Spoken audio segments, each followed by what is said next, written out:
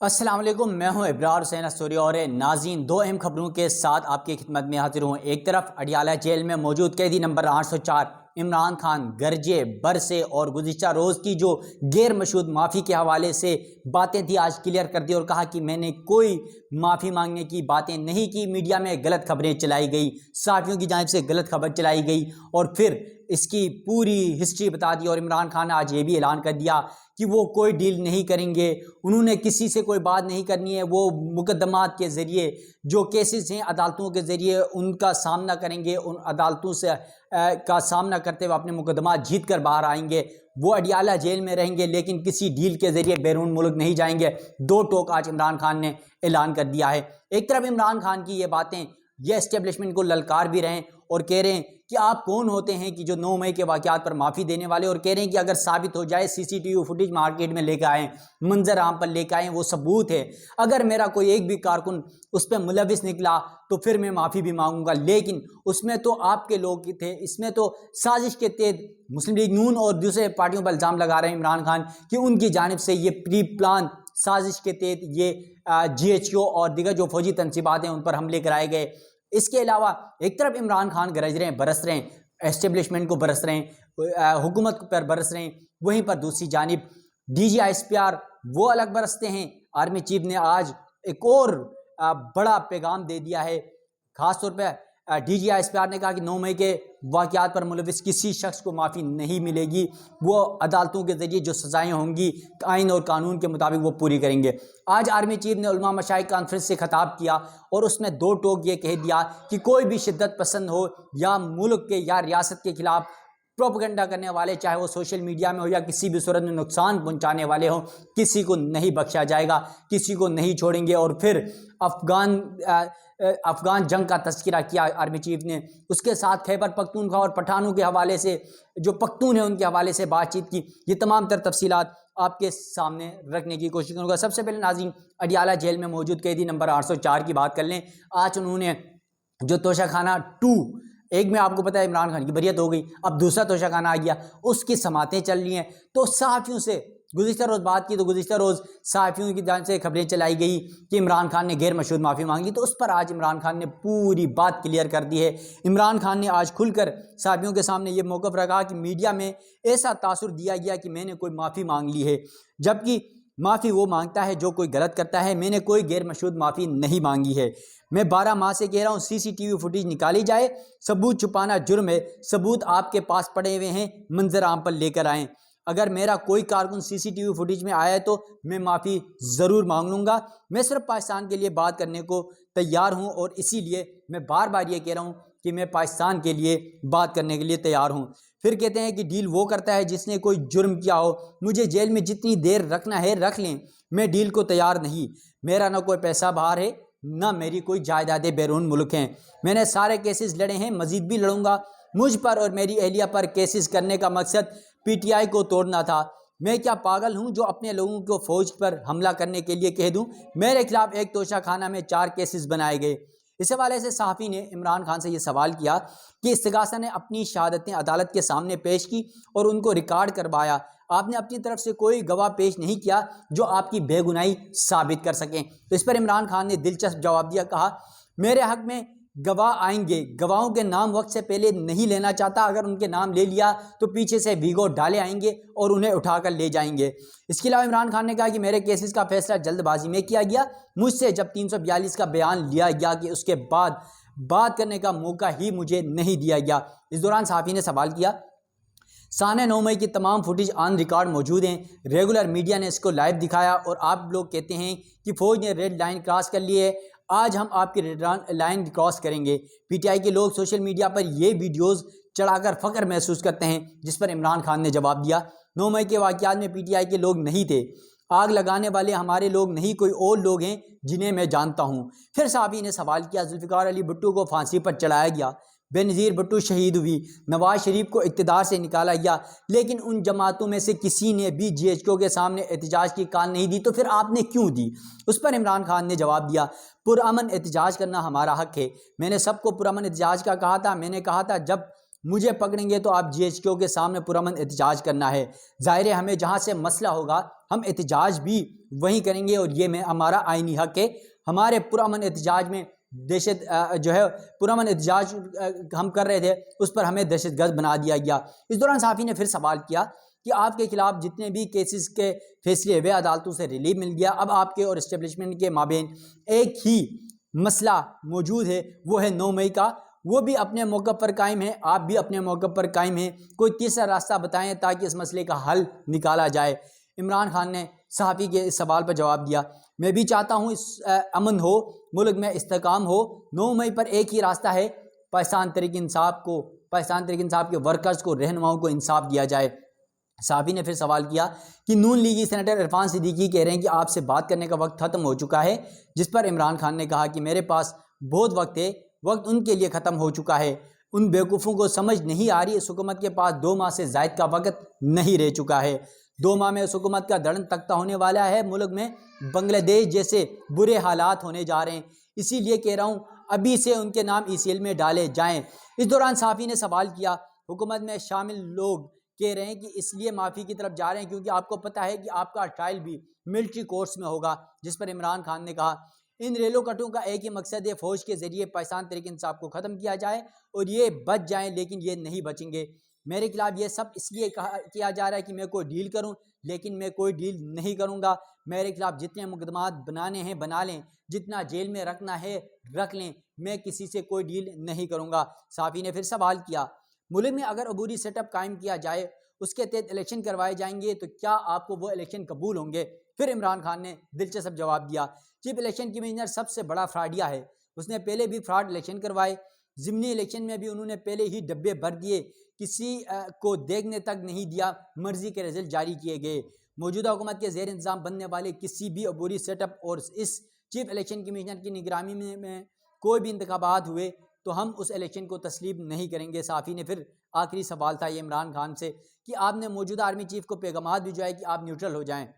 عمران خان نے جواب دیا، میں نے آرمی چیف کو صرف غیر سیاسی ہونے کا کہا تھا کہ وہ آئین کی حدود میں رہیں، میں نے نیوٹرل کا نہیں کہا تھا، نیوٹرل تو صرف جانور ہوتا ہے۔ یہ تو عمران خان کے پہلے دن سے باتیں ہیں۔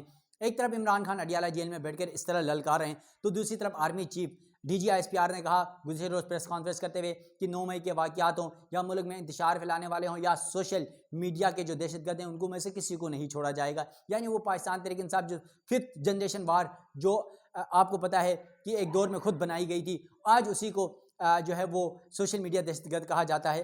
تو اس حوالے سے آج انہوں نے گزشتہ روز کی پریس کانفرنس میں کہا کہ ہم کسی ریاست کے اگینسٹ، کسی ملک کے اگینسٹ، کسی فوج کے اگینسٹ، کسی ادارے کے اگینسٹ چلنے والوں کو کسی صورت نہیں بخشا جائے گا۔ خاص طور پر 9 مئی کے واقعات پر کسی کو معافی نہیں ملے گی، جن کو معافی ملنی ہے وہ عدالتوں میں اپنے کیسز ثابت کر کے ہی ملے گی۔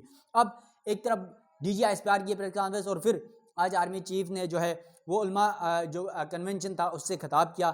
اس خطاب میں army chief general Asim Munir نے کہا کہ اللہ کے نزدیک سب سے بڑا جرم فساد فی الارض ہے۔ پاک فوج اللہ کے حکم کے مطابق فساد فی الارض کے خاتمے کے لیے جد و جہد کر رہی ہے۔ جو شریعت اور آئین کو نہیں مانتے ہم انہیں پاکستانی نہیں مانتے۔ علماء اعتدال پسندی کو معاشرے میں واپس لائیں اور فساد فی الارض کو نفی کریں۔ آرمی چیف نے مزید کہا کہ پاکستان نے 40 سال سے زائد عرصے تک لاکھوں افغانوں کی مہمان نوازی کی، ہم انہیں سمجھا رہے ہیں کہ فتنہ خوارج کے خاطر اپنے ہمسایہ برادر اسلامی ملک اور دیرینہ دوست سے مخالفت نہ کریں۔ دہشت گردی کی جنگ میں ہمارے پختون بھائیوں اور خیبر پختونخوا کی عوام نے بہت قربانیاں دی ہیں اور ہم ان کی کاوشوں کو سراہتے ہوئے ان کے ساتھ کھڑے ہیں۔ خوارج ایک بہت بڑا فتنہ ہے۔ اس کے علاوہ علماء سے خطاب میں آرمی چیف نے کہا کہ ہم لوگوں کو کہتے ہیں کہ اگر احتجاج کرنا ہے تو ضرور کریں۔ یہ وہ نقطہ ہے جو PTI اور عمران خان کے لیے اشارتاً آرمی چیف کی جانب سے کہا گیا کہ انہوں نے کہا کہ اللہ ضرور کریں لیکن پرامن رہیں، شدت پسندی پر جو ہے کی طرف نہ جائیں۔ پھر شدت پسندی کے حوالے سے بات کرتے ہوئے کہا کہ اللہ تعالیٰ کا فرمان ہے کہ دین میں جبر نہیں ہے، جرائم اور اسمگلرز مافیا دہشت گردوں کی پشت پناہی کر رہے ہیں، سوشل میڈیا کے ذریعے انتشار پھیلایا جا رہا ہے۔ اس کے علاوہ کہا کہ ناموس رسالت پر بات کرتے ہوئے کہ کسی کی ہمت نہیں جو رسول اللہ صلی اللہ علیہ وآلہ وسلم کی شان میں گستاخی کر سکے۔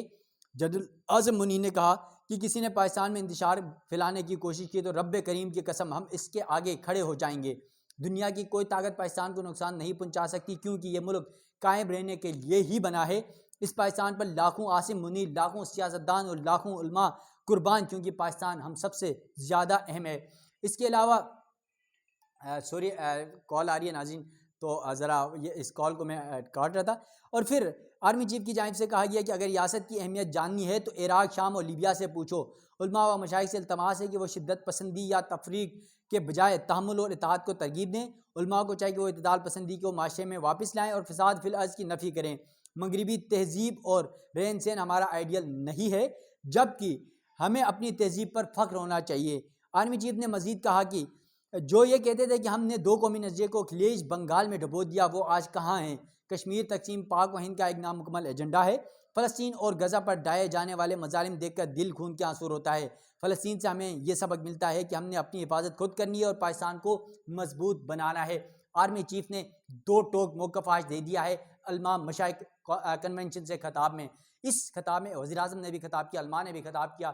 یقیناً یہ بہت انتہائی اہمیت کا حامل تھا۔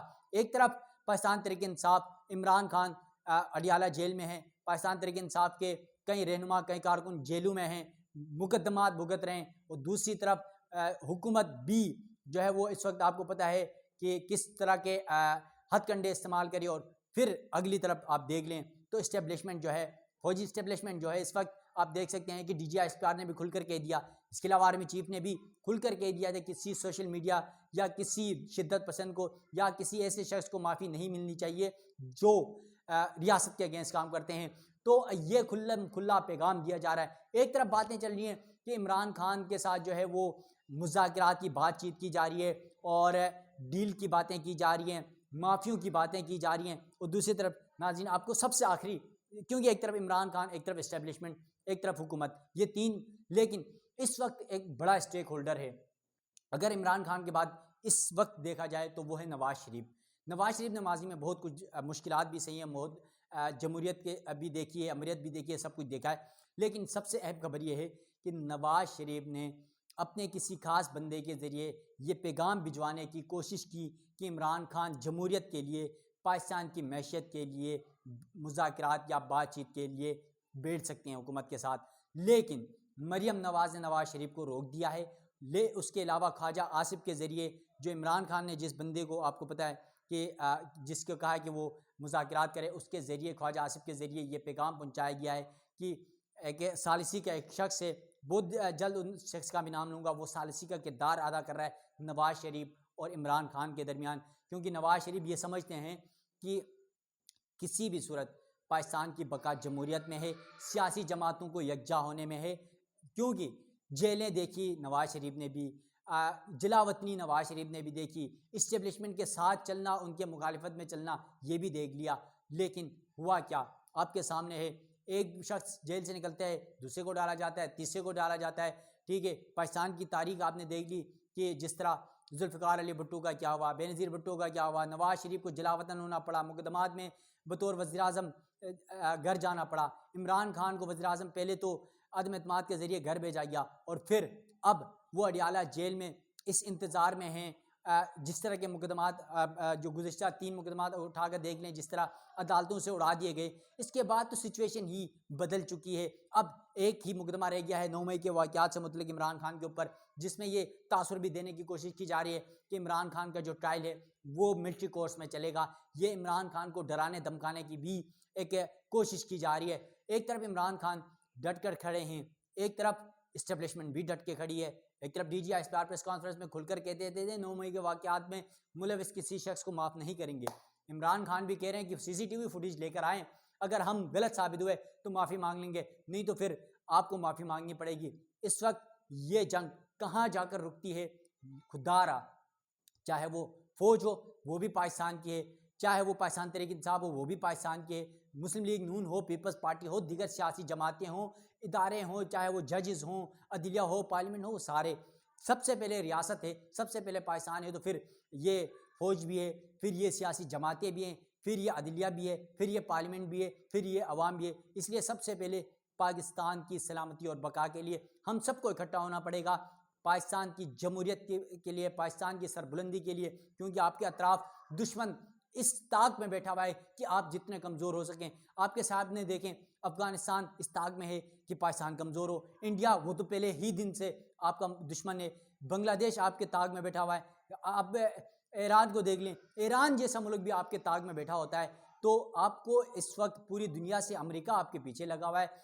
کیا کیا مشکلات ہیں آپ کے سامنے. ان تمام مشکلات کا مقابلہ ایک ہی صورت میں کیا جا سکتا ہے جب تک پوری قوم, پورے ادارے, پوری سیاسی جماعتیں ایک پیج پر نہیں آئیں گے, تب تک یہ ملک ترقی نہیں کر سکتا. ناظرین, میری آپ سب سے ریکویسٹ ہے, گزارش ہے, ملک کی بقا اور سلامتی کے لیے سب اکٹھے ہو جائیں. ناظرین, میرے یوٹیوب چینل کو سبسکرائب کیجیے گا, لائک کیجیے گا, اور خاص طور پہ بیل آئیکن ضرور دبائے گا. جو روزانہ کی بنیاد پر ویڈیوز میں بناتا ہوں وہ آپ تک پہنچ سکیں, کیونکہ ملک میں ہونے والے نئی ڈیولپمنٹس اور خاص طور پہ عدلیہ کے اندر, کیونکہ میں سپریم کورٹ کی ویٹ کرتا ہوں تو مجھے ایک ایک چیز کا سپریم کورٹ کے اندر کا پتہ ہے, تو اس سے حوالے سے میں زیادہ سے زیادہ آپ لوگوں کو آگاہ کرتا رہوں گا. اپنے میزبان ابرار حسین استوری کو دیجیے گا اجازت. اللہ حافظ.